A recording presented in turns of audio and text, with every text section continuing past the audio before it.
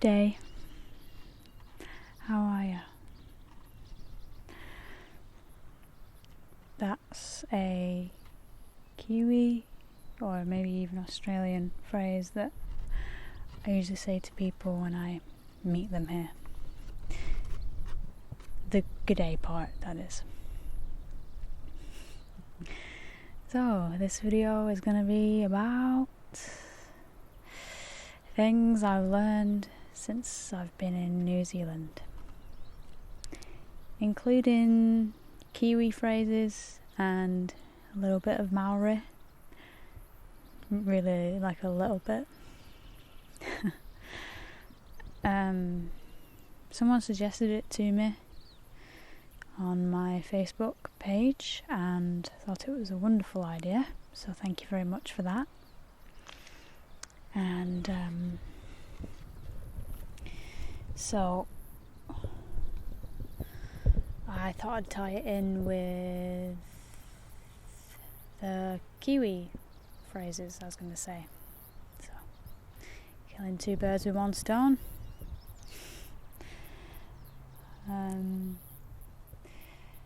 Hope you don't mind we're in amongst nature at its finest, and I don't know if those bugs are loud, but I'm sure you'll find it relaxing like I do.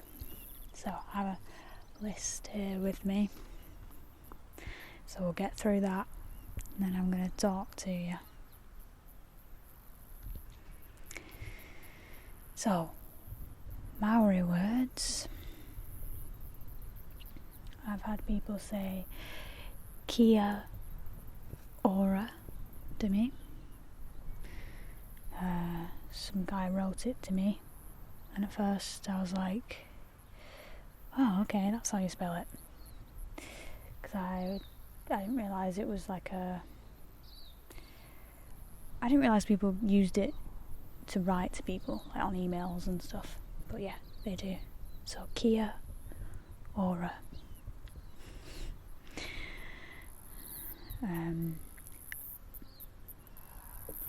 And then the other thing that I learned, which may very well butcher, but at least you'll know something new.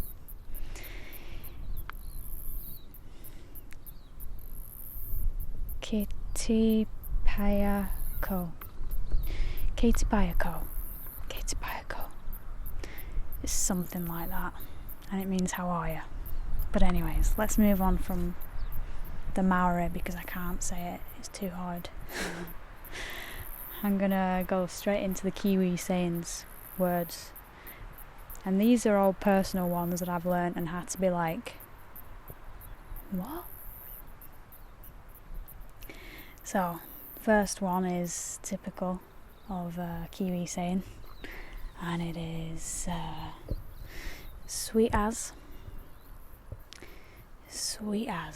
and it just means really good, or yeah, that's sweet as, yeah, that's right, or yeah. It's funny because some people say sweet as bro, and in the cafe I work in, we recently changed the Wi-Fi password to sweet as bro.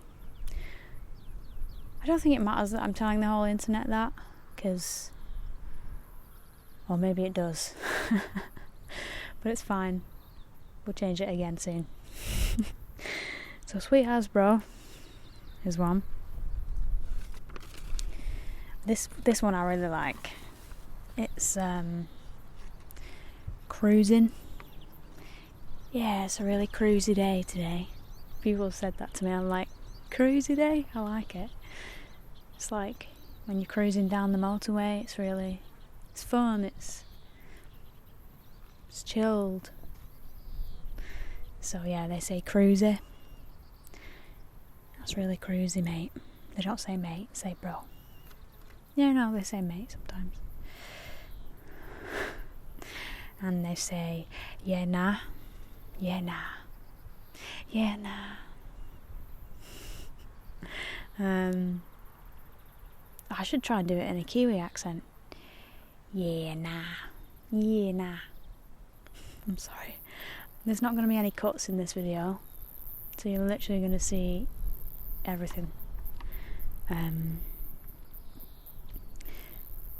Sweet ears, bro. Sweet ears. Sweet ears. Gum boots. How would they say it? Gam boots? Gam boots? No. I've not been here long enough to master the accent, I'm afraid. Yeah, gum boots. Didn't know what they were before I came here. They're wellies, if you're English. Wellingtons. Another one, unless I'm just like grossly inarticulate, capsicum. Didn't know what that was. They call capsicum for what us English people call peppers. Capsicum. I think that's actually the official name for it, but I've never heard anyone call it capsicum before. So, a stubby. Someone came in the other day and they were like, "Oh, I'll have a stubby of spates." Oh, they said stabby. Oh, no, I'm sorry, I'm not gonna go for it. I can't do the accent. Stubby of spates. So a stubby is a drink, and then spates is like the most popular. It's not really the most popular. It's just like your typical beer here in New Zealand. It's really cheap. It's really, to me, it tastes horrible, but I don't really like beer anyways. Someone said to me, come round for a yarn. A yarn? Yarn. I had no idea what that meant. It means a chat. You're coming round for a chat, a talk. We had some Australian people come, and on the door of the toilets we have loads of different words for the toilet, like loo, bog, shitter, crapper, and he came and he put dunny on the toilet. So dunny means toilet in Australia apparently, maybe in New Zealand as well, who knows. And he also I wrote on there Thunderbox, because that was one of his as well. Thunderbox, yeah, that's pretty cool. Another one might seem obvious to some of you. Entree. Didn't know what that meant. That's great, working in a restaurant, not knowing what entree means. Well, I understood it pretty quickly, but still I didn't know it. Entree is a starter in English for English people, or maybe entree is just a really posh way of saying it. I think so. So we sell giant Jaffas, and Jaffas are like, they're a red ball and they've got chocolate on the inside, and I don't like them. They taste like M&Ms maybe, but not as nice. And apparently Jaffa is another name for Auckland resident. So yeah. I hear so much bad things about Auckland, but I'm going to go there myself and I'm going to see what it's like, because not bad things, just that it's really overrated and boring. So if you're from Auckland, maybe you can enlighten me. What else do we have? So, a sarnie. Couple of bacon sarnies. I'm pretty sure I've heard sarnie before in England, so that's nothing new. As well as shandy. We have shandies in England, which is just lemonade and beer. Yeah, lemonade and beer. But I thought it was interesting that some of the things cross over here, because a lot of it does. New Zealand is very similar to England in a lot of ways, but then very different a lot of the ways as well. So this is one thing. I tend to pick up what other people say really quickly and use it in my own vocabulary. So, for instance, now every time I say a sentence, I'll put a at the end of it, because that's one thing that's really common with people here, is they say, "Oh, it's really good, eh?" What else can I use it in? "Do you like that, eh?" "Oh, it's bad, that, eh?" "Oh, yeah. It's really good, eh?" Should have worked on my accent skills before this. So A, something they say a lot here. FPOS. Right, bloody FPOS. I had no idea what that was, and I still don't fully know which one I'm supposed to press. So FPOS is the card system machine thing. It's the system they use for paying with their cards, and I just took a guess when I did it and I pressed credit. But you've got 3 options, so every time you put your card in England, usually what happens is you just put in your PIN number. Here you put in your card and you have to choose credit, savings, or check. I don't know the difference, honestly, so I'm just sticking to the one I know. I think it's best to choose card. That's my advice. But Google that if you come in here. A durry? Yeah, a durry. Durry apparently means cigarette. So, yeah. This is one that I was surprised about. It was actually on Christmas Day. I put out a load of sweets on the table because we had a Christmas dinner with a lot of people. It was really fun. And yeah, they called it lollies. They call sweets lollies. And so I said, well, what do you call lollies? Like as in the ones that you lick, you know?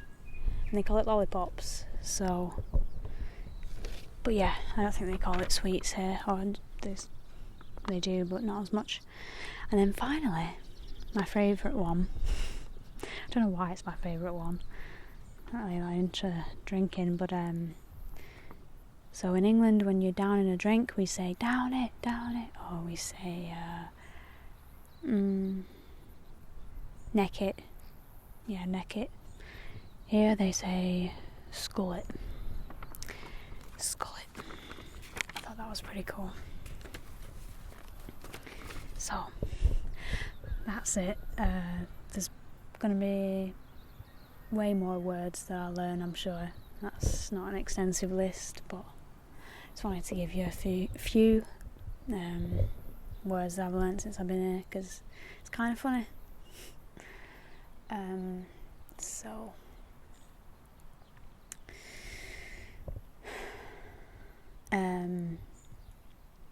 yeah, there's a few things I wanted to talk to you about, and these are things that I've learnt since being here in New Zealand, and it's a mix between the country itself, the people that I've met, and the job that I have, and yeah, all those things. The main thing I think is that I have just grown up in general. By this I mean that I feel more like an adult. I mean, I'm 22, but you know, since being here I've sort of learned how to take on more responsibility. And this, you know, I tried to make a list, an understanding of the things that I've learned since I've been here, but it all just came out very vague, and I wasn't sure I'm still not sure if it's going to make sense to you, but there's things that I've learned that have just been so profound that I could never go back to what I was before. Like, I look at this version of myself just from a few months ago, and already I'm like, I love that person, but I'm glad I'm not that person anymore. I'm glad I've developed more. You know, there's been quite a lot of people since I've been here that have really just changed me, and yeah, they've all had this amazing influence on how I see the world. And you know, going so far away from home, oh my god, that spider. Going so far away from home, it makes you realise what's important in your life. And the days that I've felt homesick or whatever, I try to understand what it is that I'm missing. And usually what I find is that I'm trying to grasp an older version of how I used to feel. Like, I'll have memories from my past and I wish to have them again, but every single day I'm making new memories, and I'm just able to feel more every single day, pretty much. The job that I've been in, it's taught me to push myself. It was so hard in the beginning, as you know, for me, because I was just full of anxiety all the time, and I wasn't used to working hard, not long hours anyways, not 13-hour shifts, and I was just, I was scared, but I've done it, and I'm going to continue to work there and really enjoy my time. But really what it's been about is the people. Like I say, I've met some seriously open-minded people. Like, does that make sense? I hope so. People that have made me stop and think about my own life, and made me evaluate what it is I want. So, for instance, I realised that I want to live in the world as fully as I can and be as authentic with anyone and everyone that I come across. And that means that with things like YouTube, I'm still in love with what I do here on this channel. But what I'm facing at the moment is this fear of recently I was faced with this fear of losing subscribers, because I had lost subscribers, and I was also faced with the fear of the fact that I'm just not following any conventions, hardly. And when I do follow conventions, I get more views and more likes, more subscribers, but it doesn't feel right. And I am just, every single day, if I'm doing something that doesn't feel right, now I tell myself to stop. And that's exactly what I'm going to do with this channel. If I make videos that I don't feel right, even though I know that they're going to get lots of views, lots of popularity, there's no point. There's absolutely no point. And I have you amazing people that are loyal to me and still watch my videos no matter what. So that's all that matters to me. I've gained confidence since I've been here. I don't get as embarrassed as much. I still get embarrassed all the time. Like, sometimes someone will just say something to me and it makes me go red. And it's like, why does that happen to me? But yeah, you know, it's endearing or whatever. So, I mean, I hope it is. And yeah, a lot of the time I'm learning to speak up. I'm learning to be who I really am. I'm getting back to that person I used to be when I was a kid, who was so full of confidence and trying to get in touch with that inner child. That's something I want to try and teach you guys to do, is get back in touch with that inner child. Go back and face the things that kind of, I guess, were repressed memories and maybe hurt you when you were younger, that have, I guess, come back to haunt you now that you're older. I know I've got things that have come back to haunt me, such as my lack of openness with certain people. Like, I'm an open person. I mean, I come on YouTube and I talk about all these things, but you get me in person and I'm not as open as that. But I want to be. And when I am, things are amazing. So that's what I'm learning to do. I'm really happy with the fact that I've got like a nice groundwork since I've been here of keeping my mind positive. It's not always easy, but when I have like negative thoughts come at me due to anxiety or due to just general feelings of self-doubt, I'm able to remind myself of who I know I really am and what I love about myself. And then I go to other people and then I think about how the confidence they instill in me, because you can't always rely on other people to do that. You got to rely on yourself first. So that's what I try and do. I still rely on other people a lot for that though, but otherwise I can rely on myself.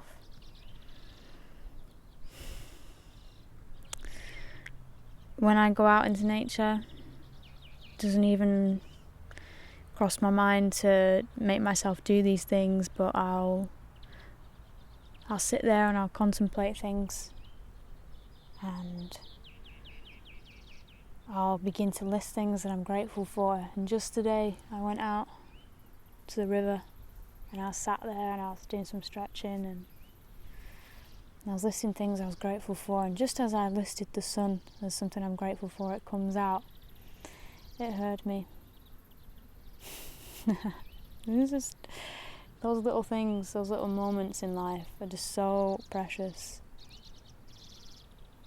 So precious. I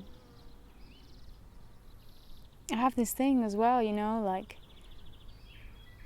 all this happiness that I get in life, sometimes I'm afraid to express it. Like now, I'm getting happiness just sat here in a field, talking to a camera, alright, but still I know it's gonna affect a lot of people, which is amazing, hopefully in a good way. I'm sat in the sun, surrounded by flowers, and I feel happy. But I worry that maybe people are gonna think maybe I'm just doing it for show, maybe I'm not really happy, and then it's just like this constant cycle of worry. But all that matters is what I feel deep down. You know, that's all that ever matters. And so yeah, that was not a very comprehensive or cohesive list. I'm sorry. I really am. I wanted it to be like all structured and bullet points and just things that you can apply to your life, but I can't. Life is has a way of teaching you that's just indescribable.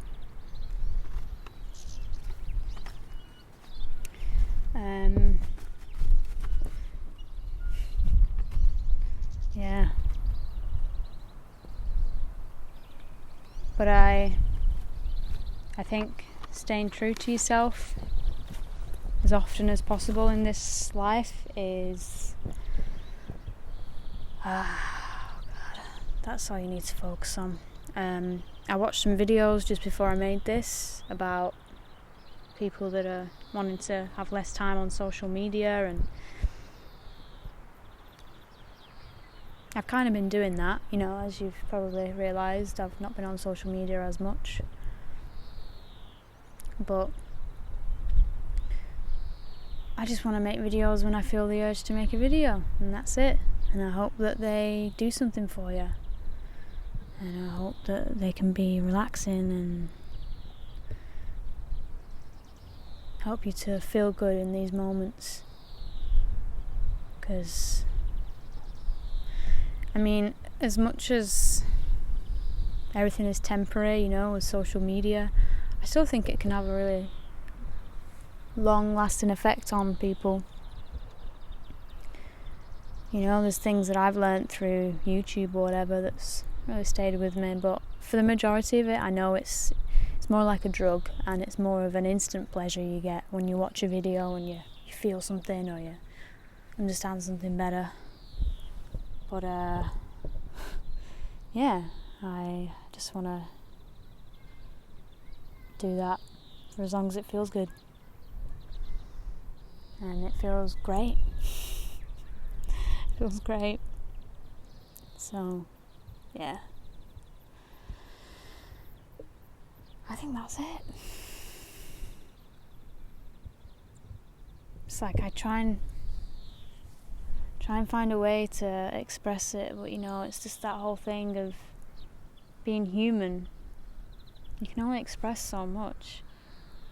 When you try and think about the fact that we're... Okay, I'm getting into the philosophical stuff now, but when you try and think about the fact that we're all one and we're all connected, and that nature is the same as me and I'm the same as nature, it's beautiful, but you're left just like, what? How can I understand that? How can I understand that you're me and I'm you? And it's because we're not meant to, not necessarily. Alright, you might understand it when, you know what, I heard something, and it was this lady. She was talking about drugs, and this is something I thought was really cool, so I'll share it with you. She said, what if Mother Nature put drugs, like natural drugs, like in the world for us, just in case things with humanity ever got so bad, so fucked up, that if we take that drug, we'll see the truth. Because every time you take drugs, okay, not every time, I haven't tried all the drugs in the world, and not advocating that you should either, because drugs are like cheats, really. Yeah, drugs are like the cheat codes you use in a game. Makes things happen really fast and really quick, and it's fun, and but then you get bored, so don't take drugs all the time. But yeah, she said that what if they're there to provide us with that ultimate truth, so that we can at least be reminded if things ever get so bad, we get so caught up in materialism and our egos and just power and money and all of that, they're there to remind us that we are so much more than what our eyes perceive and what our senses can understand. We are infinite. And I thought that was great. Yeah.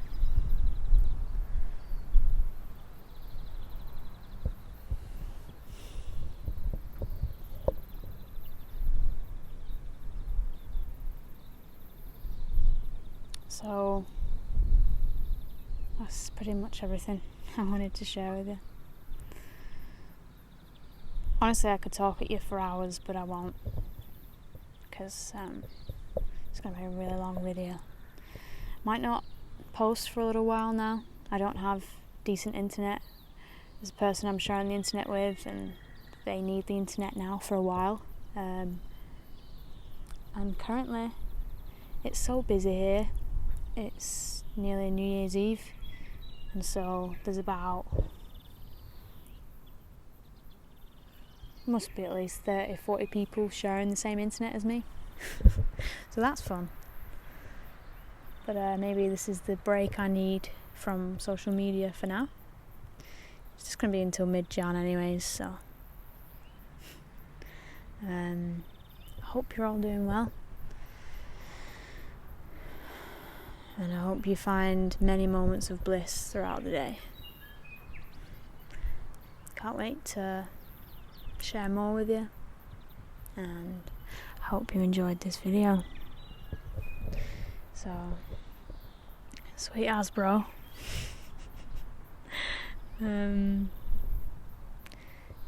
Yeah, they don't have anything for goodbye, I don't think. So, oh, kia ora. I think kia ora can mean goodbye as well, or maybe it's thanks.